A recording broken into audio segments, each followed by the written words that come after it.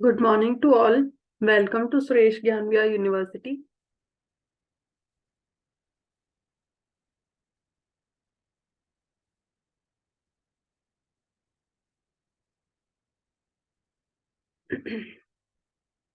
Today we are going to study addressing modes.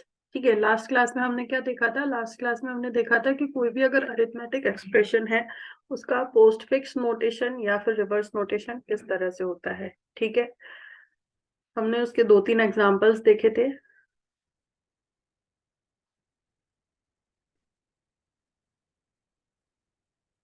ठीक है, arithmetically expressions की form में हमने एग्जांपल्स देखे थे। अब आज हम देखेंगे उसका फ्लो चार्ट किस तरह से रहेगा, एल्गोरिथम किस तरह से रहेगी। ठीक है,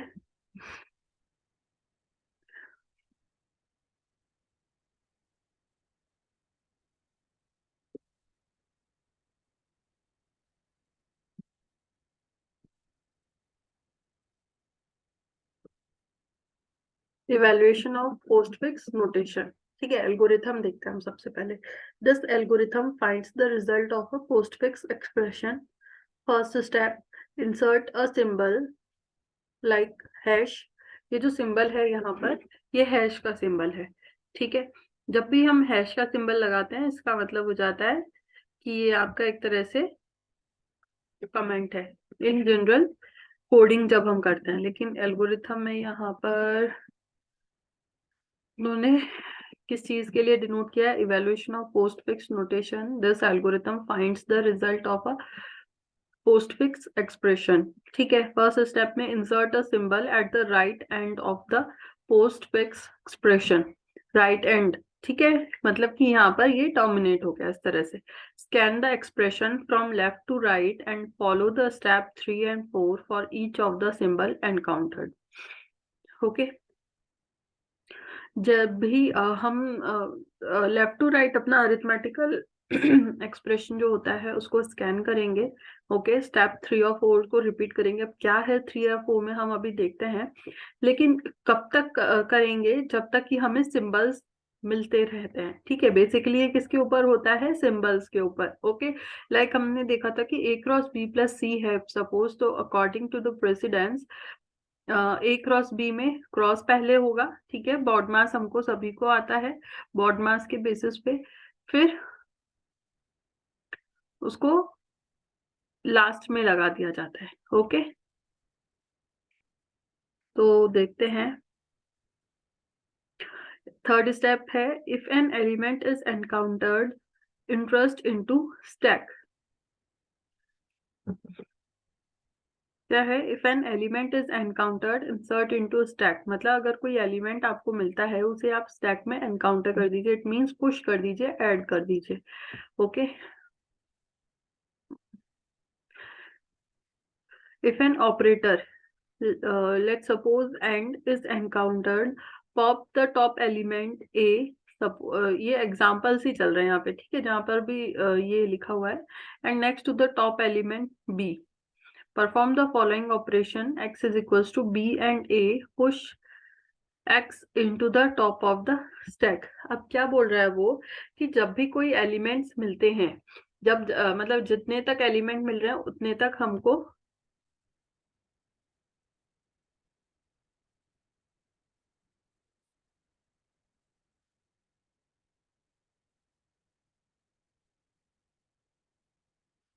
ओके, एक बार वापस देख लीजिए।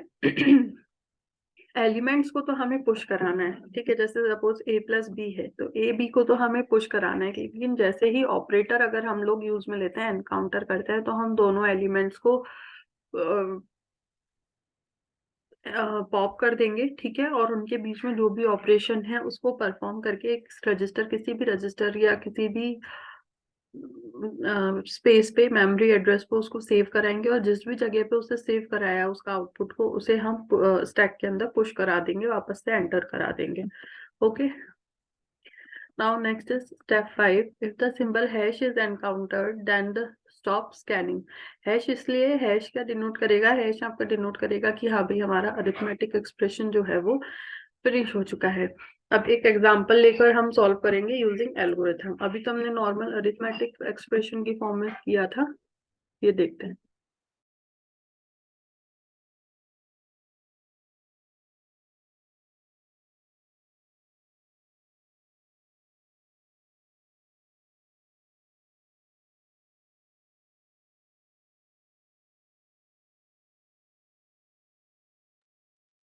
यहाँ पर हमें एक पोस्टफिक्स एक्सप्रेशन दिया हुआ है, ऑलरेडी कन्वर्टेड एक्सप्रेशन है, ठीक है। Evaluate the postfix expression 5043 into 2 minus plus 78 into 4 divide minus, ठीक है। अब इसे किस तरह से हम एल्गोरिथम की फॉर्म में करेंगे।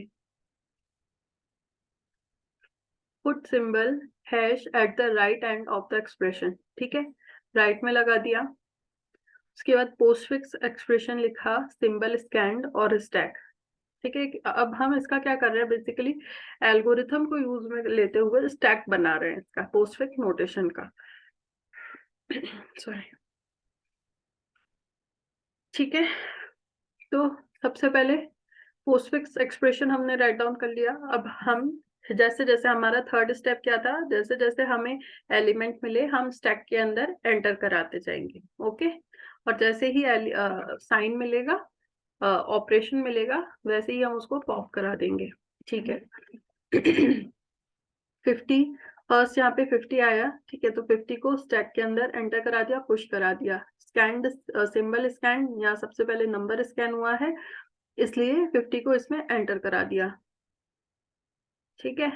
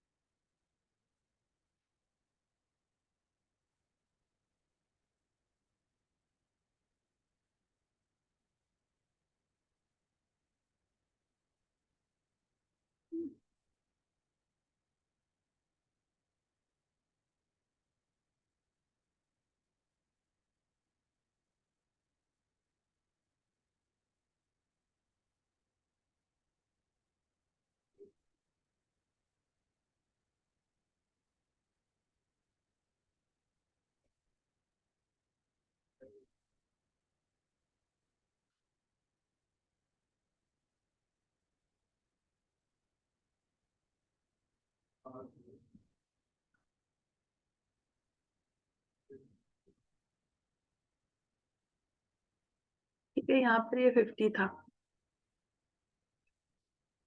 ये पता नहीं क्यों नहीं राइट कर रहा है।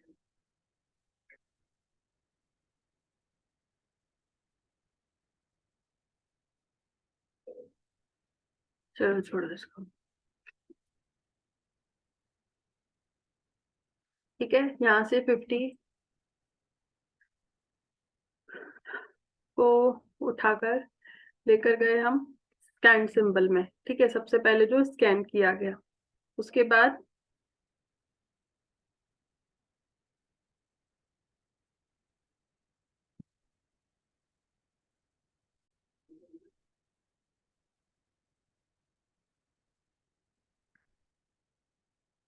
ठीक है, यहाँ पे ये फर्स्ट हुआ, उसको हमने स्टैक में पुश करा दिया। फिर उसके बाद नेक्स्ट एलिमेंट क्या है, नेक्स्ट एलिमेंट इज योर 4।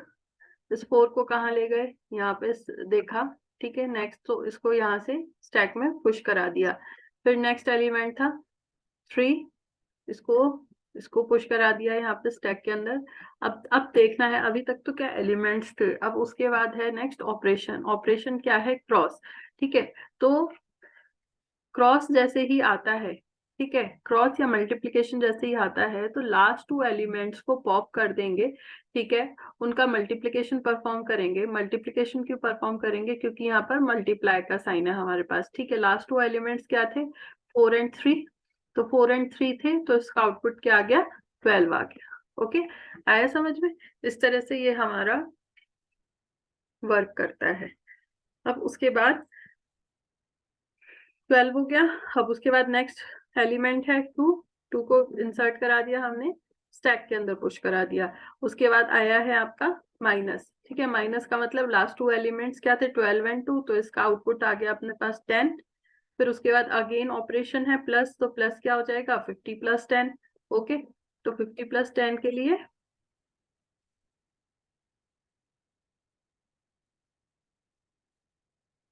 क्या हो गया? 60 आ गया।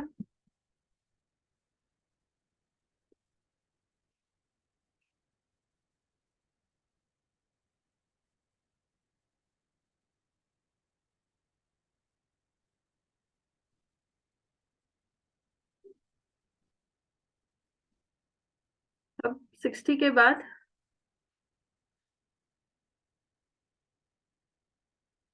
ओके, 60 के बाद एलिमेंट्स आए 7 एंड 8। ओके, तो इनको इंसर्ट करा दिया स्टैक के अंदर यहाँ पर। उसके बाद आया हमारे पास मल्टीप्लिकेशन, फिर मल्टीप्लाई कर दिया, 7 8 जा 56, तो 56 आ गया। देन 4 एलिमेंट 4 को पुश करा दिया। ठीक है,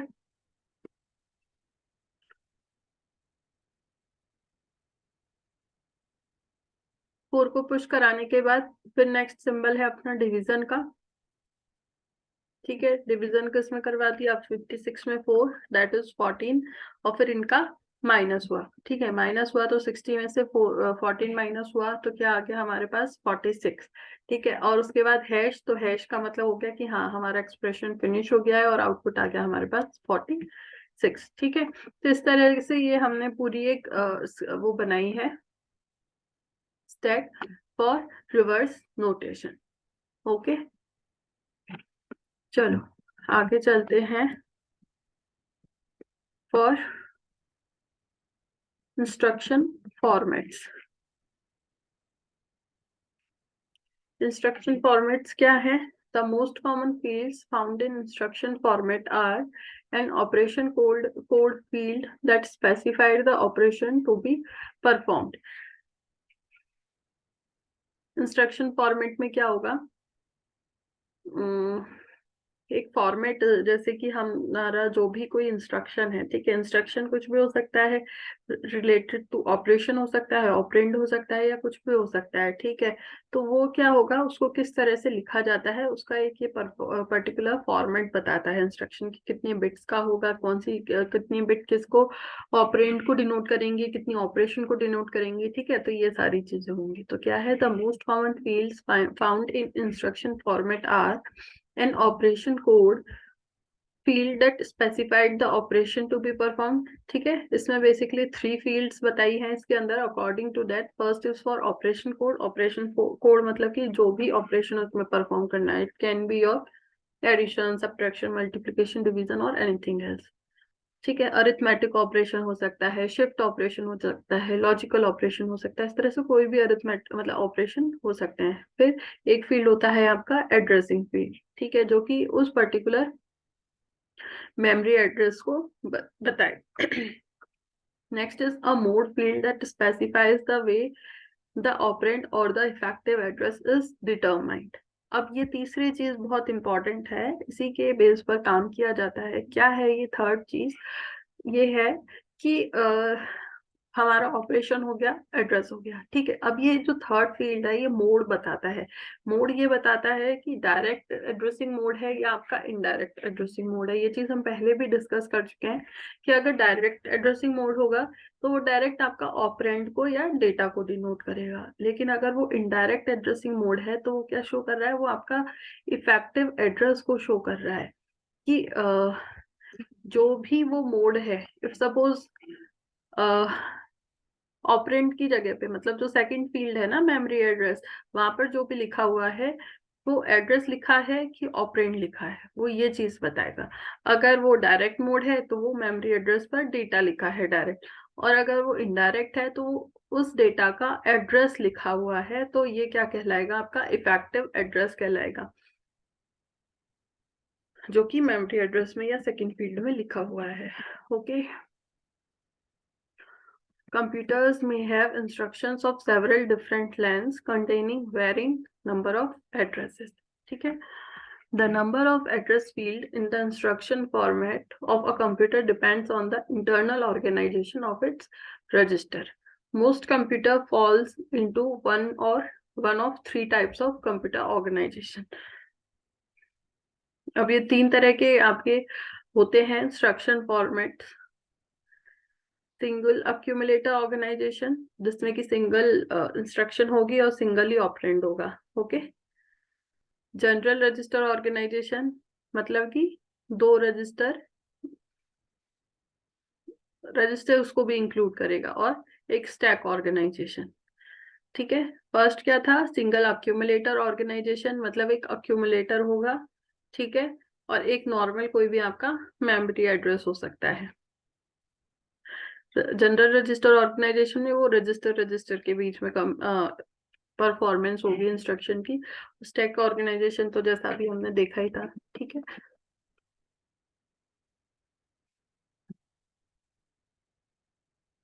जनरल सिंगल अक्यूमुलेटर ऑर्गेनाइजेशन का जैसे यहाँ पे एक एग्जांपल दिया है हमको, क्या है, एड एक्स ए सी। ठीक है, तो क्या मतलब हो गया, ए see here shows for accumulator. ठीक है, तो क्या बोल रहा है, जो एक्स रजिस्टर है, एक्स मेमोरी एड्रेस है, मेमोरी एड्रेस तो नहीं होगा, ये रजिस्टर ही होगा, कि एक्स प्लेस पर जो भी डेटा है, या यूं कह सकते हैं एक्स इज अ डेटा, तो एक्स को ऐड करना है अक्यूमुलेटर के अंदर, जो भी स्टोर डेटा है उससे, और जो आउटपुट होगा वो भी आपका अक्यूमुलेटर में भी ही होगा। ठीक है,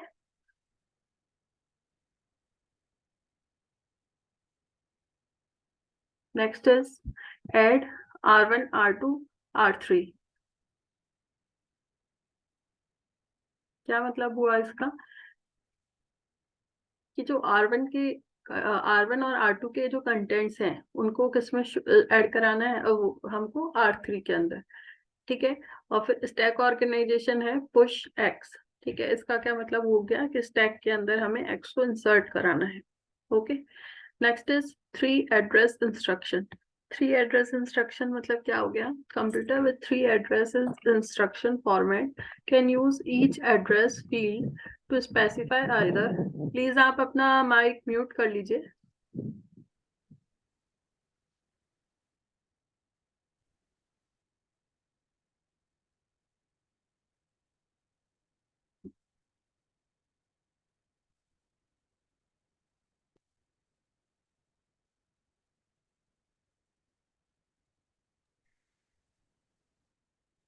थ्री एड्रेस इंस्ट्रक्शन के अंदर क्या है, computer with three addresses instruction format can use each address field to specify either processor register और memory operand.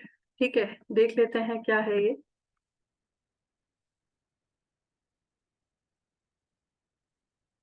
Add R1 A B। ठीक है, या फिर एड R2 C D, मतलब कोई भी थ्री एड्रेसेस यहाँ पर रहेंगे। ठीक है, थ्री एड्रेसेस का इंस्ट्रक्शन फॉर्मेट होता है ये। इसमें जो ईच एड्रेस फील्ड है वो या तो आपके रजिस्टर को शो करेगा, ठीक है, या मेमोरी ऑपरेंड को शो करेगा, मतलब या तो डेटा को या रजिस्टर को। जैसे कि यहाँ पर क्या है, R2, जैसे फर्स्ट की बात करें R1 A B, तो ए बी तो आपका क्या हो गया, डायरेक्ट डेटा हो गया, ऑपरेंड हो गया, और जो R1 है वो आपका रजिस्टर हो गया। तो रजिस्टर 1 का जो डेटा है उसको ऐड कराना है बी के अंदर, और उसका आउटपुट हमें स्टोर कराना है बी के अंदर। ठीक है, the advantage of the three address formats is that its result in short program when evaluating arithmetic expression, or disadvantage is that the binary coded instructions require too many bits to specify three addresses. ठीक है, next is two address instruction. Two address instruction के अंदर क्या हो गया, सिर्फ दो ही address वाली चीजें लेंगे, मतलब दो रजिस्टर्स के भी दो रजिस्टर डेटा या कुल मिला के जैसे 3 इंस्ट्रक्शन के अंदर तो क्या था, 3 एड्रेसेस के नीड थी, जैसे कि x r1 r2, ठीक है, और यहाँ पर 2 एड्रेसेस के बीच में ही वर्क होगा।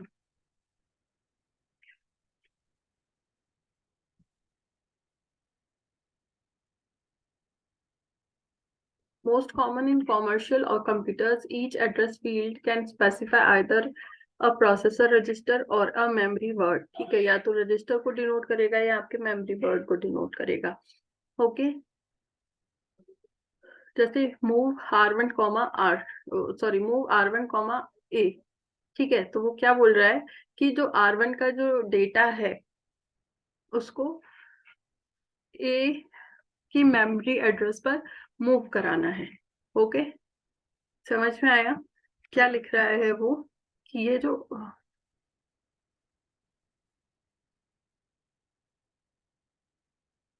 r1 कॉमा a है, इसमें क्या इंस्ट्रक्शन लगानी है, मूव लगानी है, तो इसका मतलब क्या हो गया, जो r1 का जो डेटा है उसको हमें a की मेमोरी एड्रेस पर स्टोर कराना है। a यहाँ पर एक रजिस्टर हो गया, एक तरह रजिस्टर नहीं कह के हमारा एक प्लेस हो गई, ठीक है, इसके एड्रेस पर स्टोर कराना है। r1 नेक्स्ट है ऐड r1 कॉमा b, तो कि r1 के डेटा को b के साथ ऐड कराना है और b की मेमोरी एड्रेस पर स्टोर कराना है। इसी तरह से r2 के डेटा को c में मूव कराना है। तो ये इसी तरह से वर्क करेंगे सारे। ओके, वन एड्रेस मेमोरी या वन एड्रेस इंस्ट्रक्शन, ठीक है, इसमें क्या होगा, लोड ए, लोड की जहां बात आ जाती है, ठीक है, एक ऐसा इंस्ट्रक्शन है, लोड का मतलब ये हो गया कि ऑटोमेटिकली बाय डिफॉल्ट क्या होगा, अक्यूमुलेटर होगा, अक्यूमुलेटर का यूज होगा इसमें। मतलब क्या हुआ कि जो ए की मेमोरी एड्रेस पर जो भी डेटा है, मतलब ए में जो भी डेटा है, अब वो डेटा कहाँ है, इसकी मेमोरी एड्रेस पे, ठीक है, तो ए का जो मेमोरी एड्रेस है उसमें जो डेटा है उसको कहाँ लोड कराना है, अक्यूमुलेटर। ओके, लोड हमेशा अगर कुछ नहीं क्लियर दिया है तो वो हमेशा अक्यूमुलेटर में लोड होगा। एड बी, ठीक है, एड बी का मतलब हो गया अक्यूमुलेटर के डेटा को बी के डेटा से ऐड कराना और अक्यूमुलेटर में स्टोर कराना। स्टोर टी, स्टोर टी का मतलब हो गया, लोड का मतलब तो मेमोरी से लोड करना, स्टोर का मतलब हो गया मेमोरी के अंदर स्टोर कराना, ठीक है। तो यहाँ पर क्या हो गया, अक्यूमुलेटर से जो भी उसका डेटा है उसको टी के मेमोरी एड्रेस पर स्टोर कराना। लोड का मतलब मेमोरी से और स्टोर का मतलब मेमोरी में। Okay, all operations are done between accumulator register and a memory operand. It is the address of a temporary memory location required for storing an intermediate result, ठीक है। ये कुछ और एग्जांपल्स हैं, आप चाहो तो इनको लिख लो, ऐसा करो एक लिख ही लो आप। सबसे पहले 3 एड्रेस इंस्ट्रक्शन, सिर्फ एग्जांपल लिख लो इनके।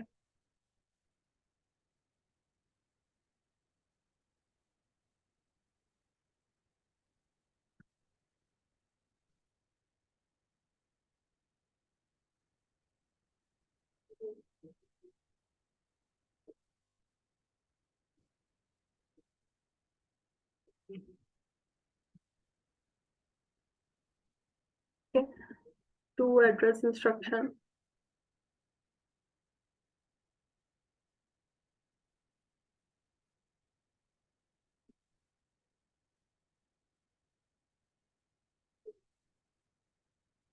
One address instruction.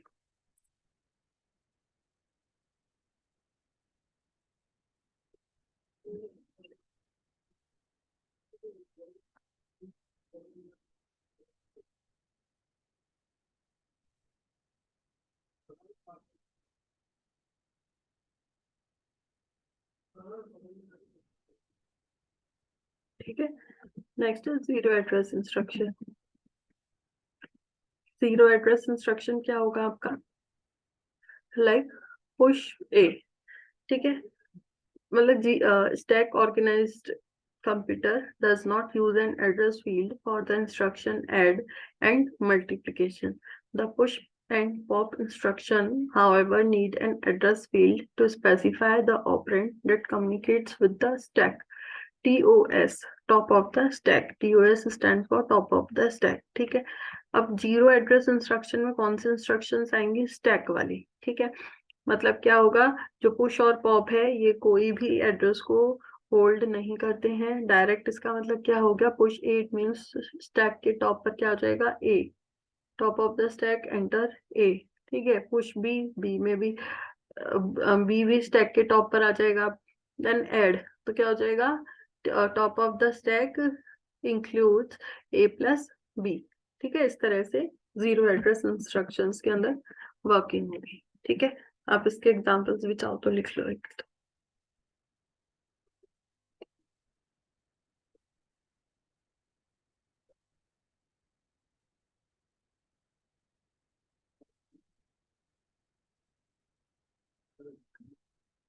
Okay. Next is addressing modes. अब ये काफी इंपॉर्टेंट टॉपिक है एड्रेसिंग मोड्स, और ये मोस्टली आता है चाहे आप कोई भी कहीं भी एग्जाम दो. ठीक है.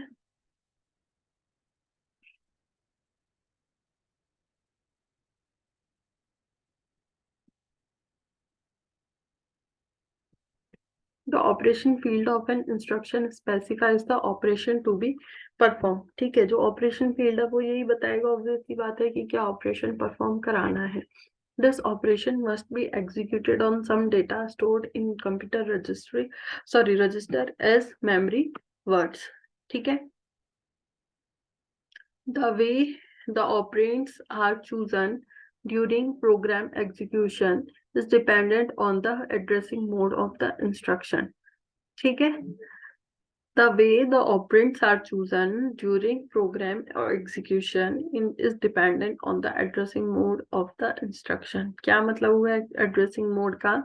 Addressing modes आपके operands को select करने के तरीके को बताते हैं. ठीक है. क्या हुआ? एड्रेसिंग मोड्स आपके ऑपरेंड्स को या डेटा को सेलेक्ट करने के तरीके को बताते हैं. Okay. The addressing mode specifies a rule for interpreting और modifying the address field of the instruction between the operand is activity referenced. ठीक है. Computer has addressing mode technique for the purpose of accommodating one or both of the following provisions. तो क्या है? To give programming versatility to the users by providing such facilities as pointer to memory, counters for top control, indexing of data and program relocation. ठीक है. Next is to reduce the number of bits in the addressing fields of the instruction. Okay. ये दोनों points आगे जैसे हम examples पढ़ेंगे, types of addressing modes पढ़ेंगे, तब हम समझेंगे.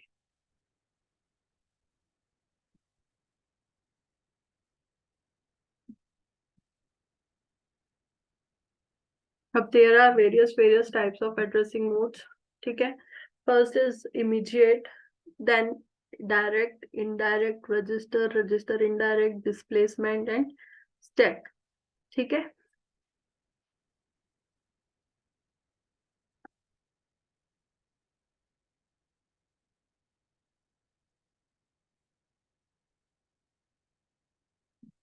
अब इसके अंदर 3 चीजें होती हैं,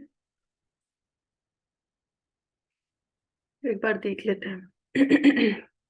The computer architectures provide more than one of these addressing modes. The question arises as to how the control unit can determine which addressing mode is being used in a particular instruction. ठीक है. Several approaches are used. Often, different opcodes will use different addressing modes. Also, one or more bits in the instruction format can be used as a mode field. The value of the mode field determines which addressing mode is to be used. अब जैसे ये इसका format हो गया addressing modes को show करने का. First opcode, then mode and then address. ठीक है, तो अब फर्स्ट क्या है अपना इमीडिएट एड्रेसिंग मोड।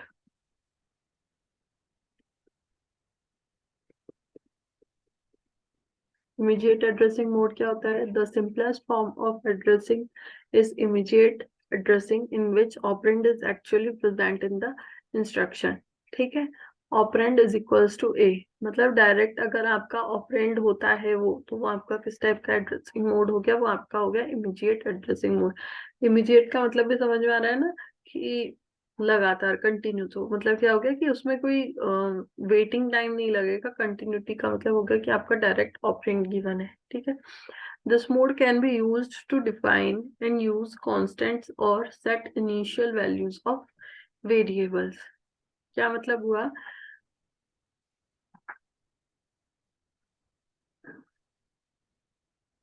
कोई भी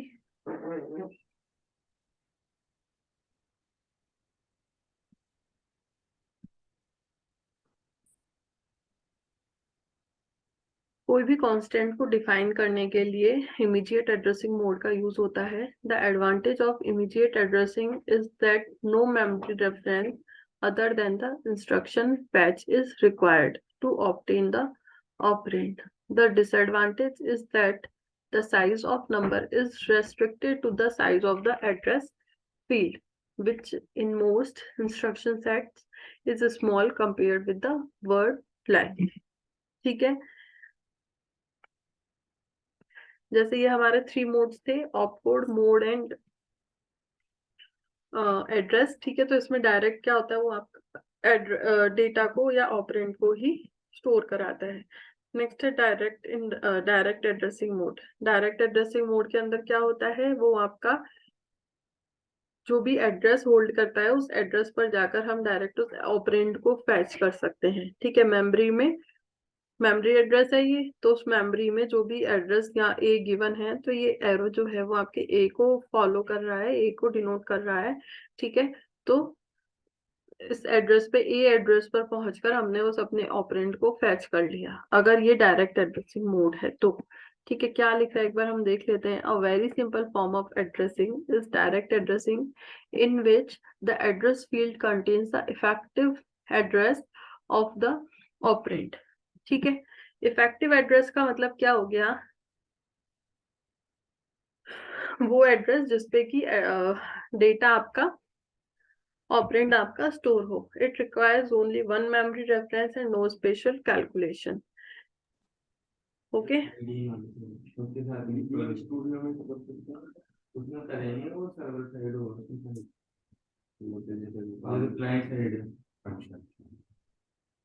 ये प्लीज आप अपना म्यूट कर लीजिए।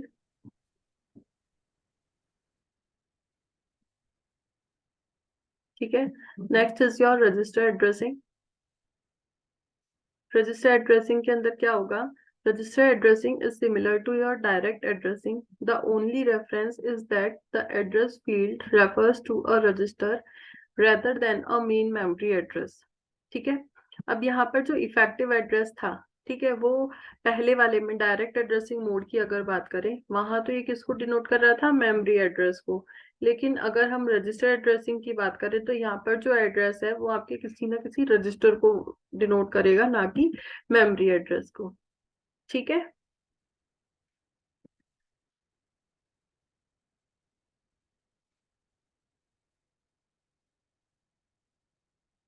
जैसे ये डायग्राम में दिखाया हुआ है। ठीक है, ये जो इंस्ट्रक्शन सेट है, ठीक है, इसके अंदर आर है। आर किसको डिनोट कर रहा है? उस रजिस्टर को जिस पर अपना ऑपरेंड स्टोर है। ओके, ये है आपका register addressing.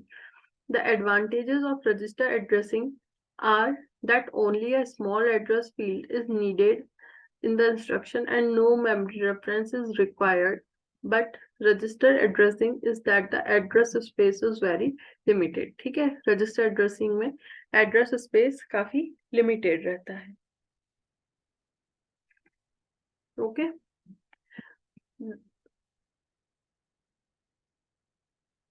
The exact register location of the operand in case of register addressing mode is shown as in the diagram. Here R indicates a register where the operand is present. ठीक है, ये हमने देख ही लिया इसमें। अब register indirect addressing mode, अभी तो क्या था, रजिस्टर डायरेक्ट एड्रेसिंग मोड था। इट मींस जो आर दिया हुआ है उसी पे डायरेक्ट हमारा ऑपरेंड सेव रहेगा। लेकिन इनडायरेक्ट एड्रेसिंग मोड की अगर बात करें तो इसके अंदर क्या होता है, इनडायरेक्ट एड्रेसिंग मोड के अंदर इफेक्टिव एड्रेस दिया हुआ होता है। जैसे कि देखो इसमें देख लेते हैं डायग्राम में, जैसे यहाँ पर इंस्ट्रक्शन फॉर्मेट के अंदर आर लिखा हुआ है, तो इस आर एड्रेस पर हम पहुंचेंगे तो आर के एड्रेस पर वो एड्रेस लिखा होगा जहां पर हमारा ऑपरेंड सेव है। ठीक है, आया समझ में? मतलब यहाँ पर आर जो है वो हमारा अब इफेक्टिव एड्रेस नहीं रहा इस पर्टिकुलर ऑपरेंड के लिए। ठीक है,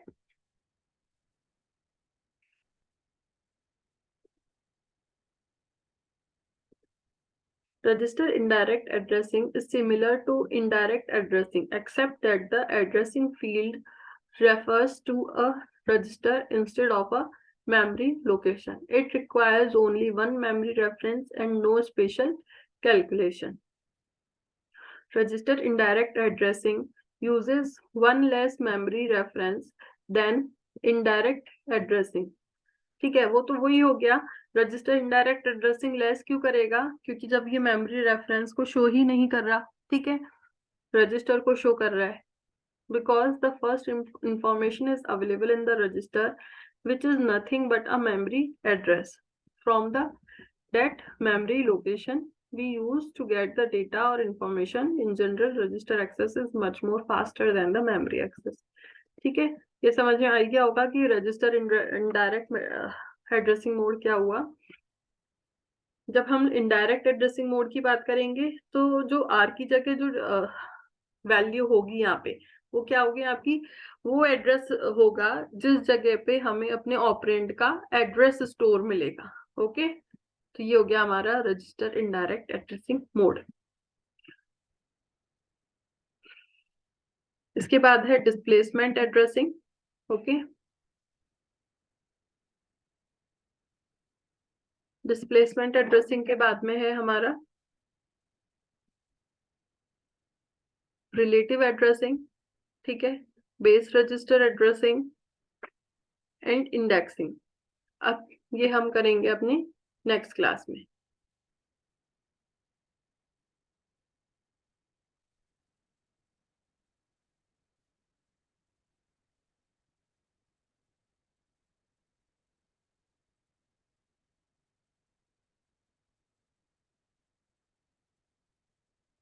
आप चाहें तो इसको एक बार नोट कर लीजिए।